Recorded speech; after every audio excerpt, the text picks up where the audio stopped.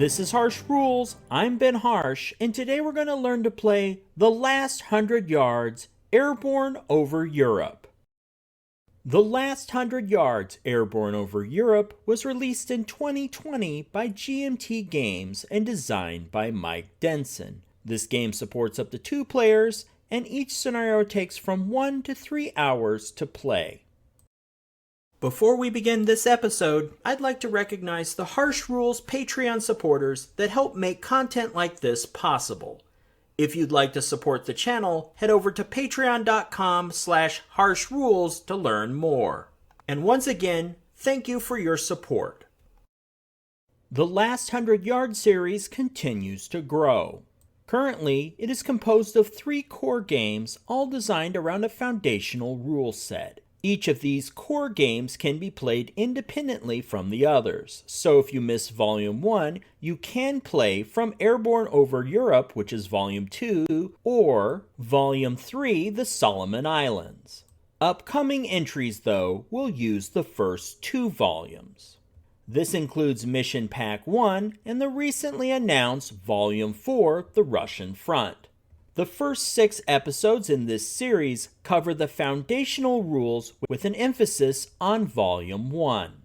Volume 2 and Volume 3 utilize the same rule set with additional unique rules for their particular focus. In this episode, we're going to be covering those unique rules for Airborne Over Europe.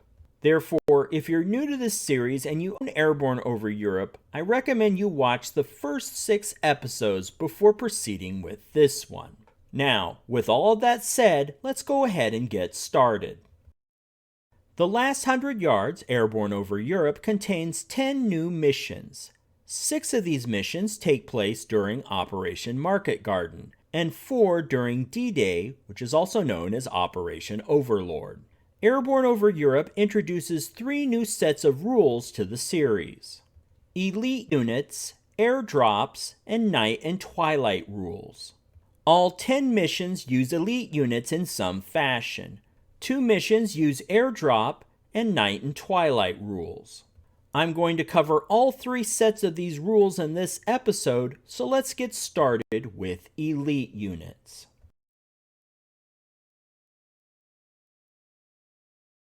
Each mission in the Mission Special Rules section will inform players which units are classified as elite. For example, in Mission 13, American airborne units are elite. However, let's look more broadly at which units this series typically classifies as elite and how their counters are differentiated. Elite units can be differentiated from regular units by their counter colors and in many cases a parachute symbol. For example, US paratroopers are elite units. Their counters are a darker shade of green and they have a parachute symbol. However, elite German infantry are a darker shade of gray and they do not have a parachute symbol. But elite German paratroopers are light blue with the parachute symbol. You'll also find elite counters for platoon leaders, machine gun sections, light anti-tank weapons, and towed guns, as well as mortar forward observers. So now that we know what to look for, what makes elite units special? Elite units employed the same weapons as regular units, but perform much better under fire. You'll notice the stats on these counters are mostly the same. The primary differences between regular and elite units are in their relative levels of initiative, coordination, teamwork, and leadership. In other words, elite units are much more likely to get back into the fight quicker. These skill differences are captured in gameplay with die roll modifiers, in other words, DRMs. Let's take a look. Elite companies receive a favorable coordination die roll modifier of +3. This means that elite companies will successfully achieve coordination 60% of the time versus 30% for regular units. This substantially increases the ability of elite units to envelop the enemy during an assault. These skills reflect the greater emphasis on the training, coordination, and teamwork of elite units.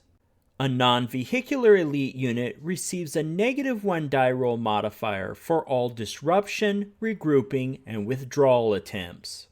Elite units receive a favorable recovery die roll modifier when attempting recovery, and therefore increasing their chances. In addition, elite units rally on a die roll less than or equal to 2, and less than or equal to 3 if assisted by their platoon leader. This means they will return to action quicker than regular units.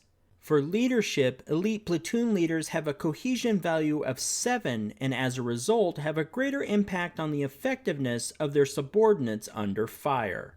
As for initiative, forces that have elite units in whole or in part will likely have an enhanced initiative modifier. At the squad level, unlike regular units, elite units that are disrupted can conduct a limited reaction to recover after any enemy call for reaction. This can occur regardless of whether they observe an enemy action, or are stacked with or adjacent to, if in an open terrain or on a road, their platoon leader. This reflects the superior training and experience of the NCOs at the squad level. And now that we have a better understanding of elite units, let's take a look at airborne landings.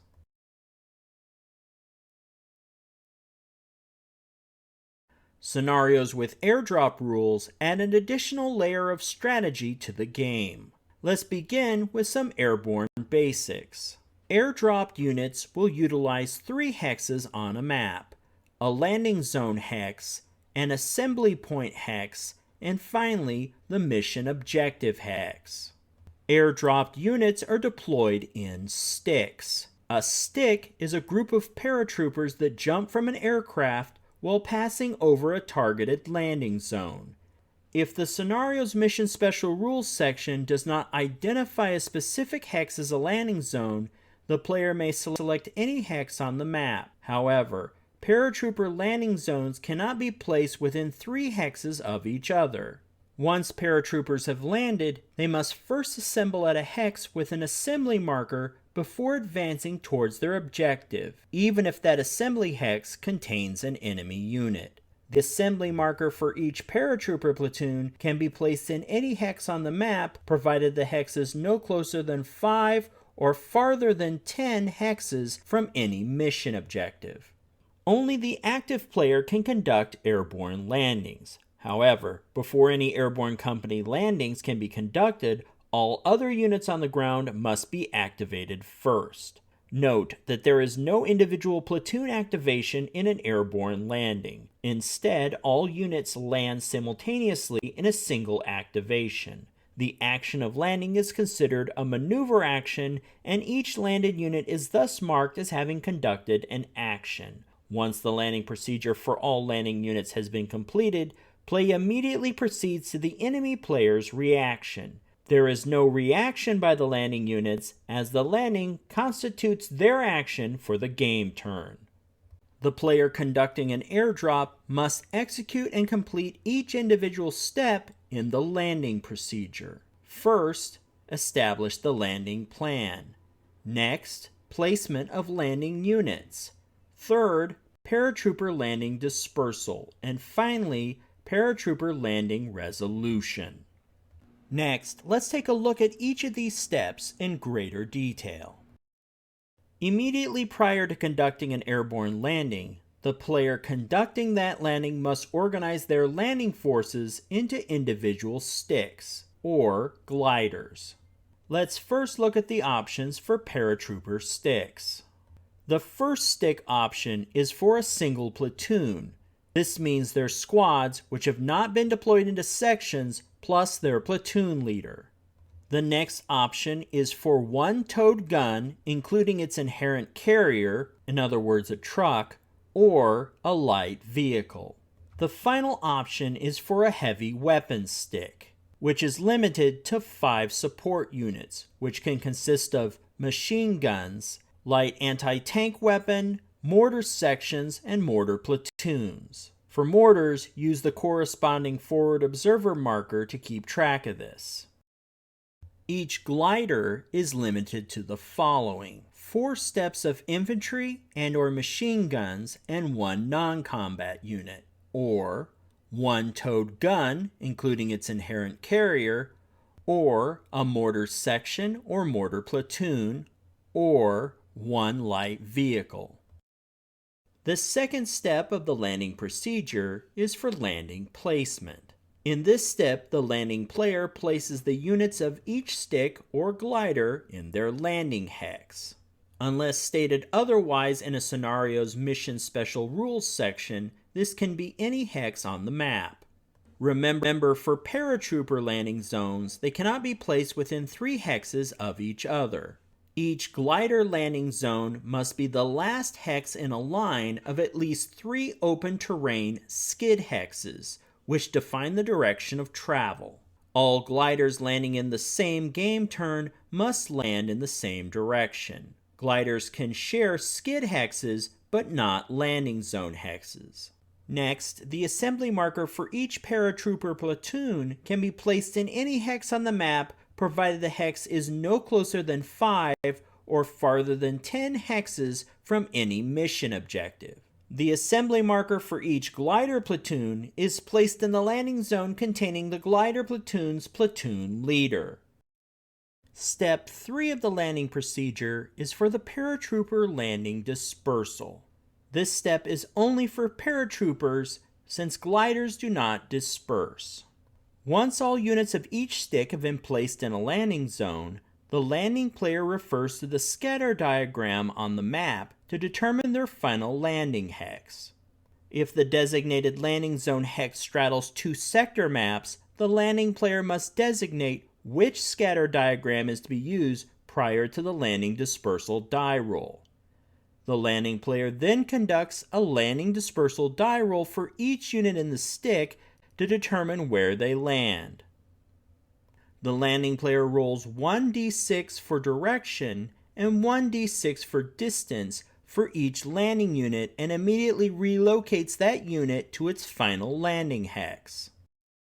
The final step in the landing procedure is for paratrooper or glider landing resolution.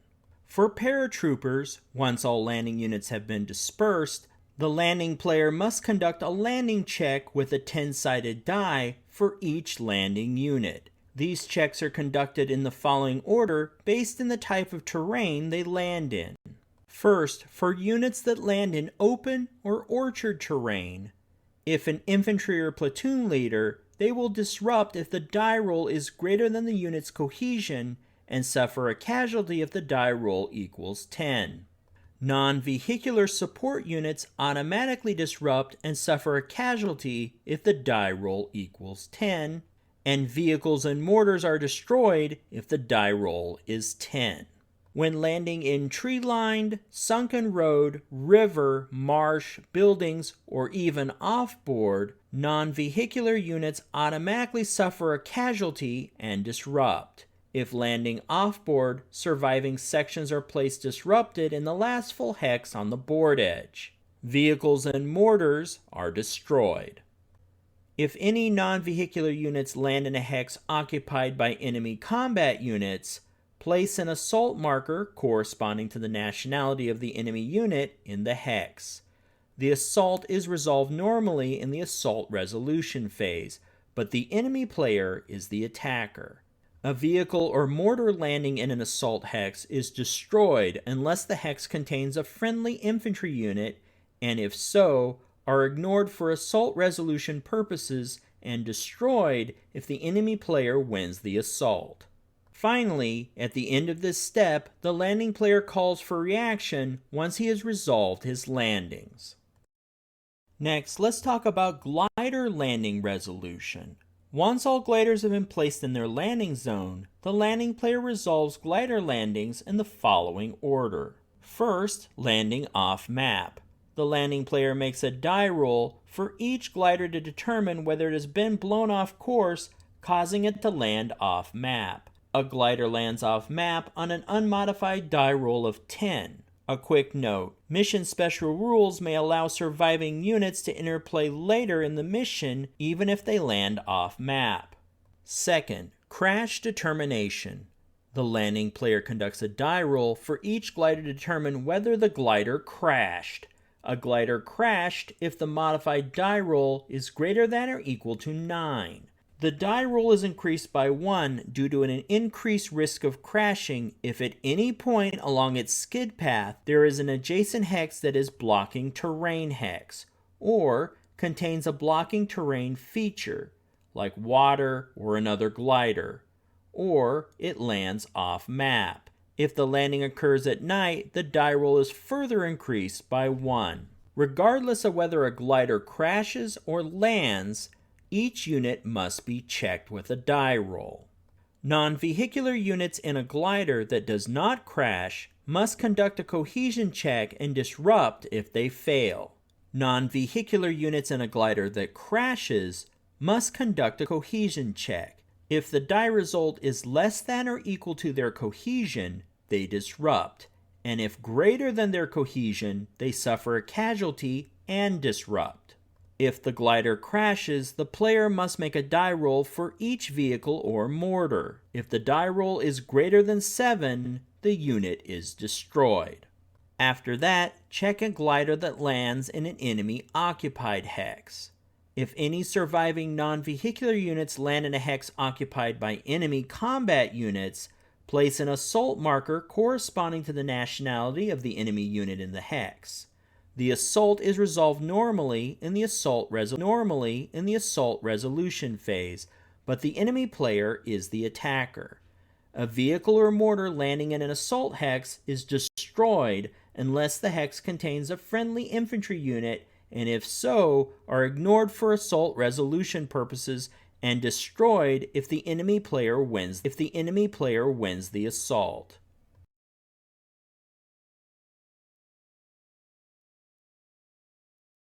A final note on landing casualties. Casualties suffered because of a landing resolution do not count as casualties for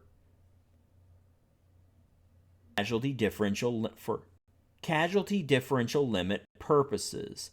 In other words, they do not move the casualty marker. These casualties. Finally, the landing player calls for reaction once he has resolved all his landings. A final note about landing casualties. Casualties suffered because of a landing resolution do not count as casualties for the casualty differential limit. In other words, they do not move the casualty marker. These casualties can, however, be recovered due to a random event medic result. If a mortar is destroyed, it is removed from play unless it is a mortar platoon. Remember, mortar platoons are never destroyed, but instead remain in play with all the normal characteristics of a mortar section. Paratrooper units, once they've landed, must first assemble before advancing towards their objective. A paratrooper platoon is assembled the moment its leader and the equivalent of 2 undisrupted squads, in other words 4 steps, are in or adjacent to their assembly hex. Once assembled, units may advance on their objective. Any remaining unassembled units of the platoon must first move into or adjacent to their assembly hex prior to advancing to their objective. Vehicles and heavy weapon units may assemble in any recorded assembly hex and then become available to support a platoon. Units in the following cases are not required to assemble: undisrupted infantry, including any undisrupted support units in the same hex landing within 2 hexes of an enemy unit or closer to their objective than their assembly hex. The platoon has less than 4 steps of infantry units remaining. Heroic units, units landing by glider, and finally mortars instead are placed in the mortar support pending box. A final note about assembly hexes in regards to units withdrawing or retreating.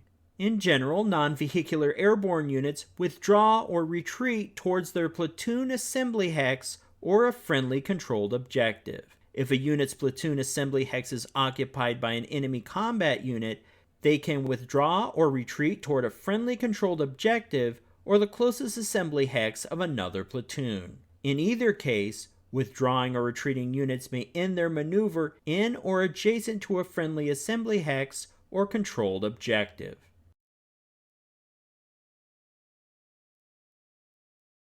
Night and Twilight rules are only in effect when stated in a scenario's mission special rules section. 2 missions in Airborne Over Europe have these rules: Mission 19, Currahee, and Mission 22, Geronimo.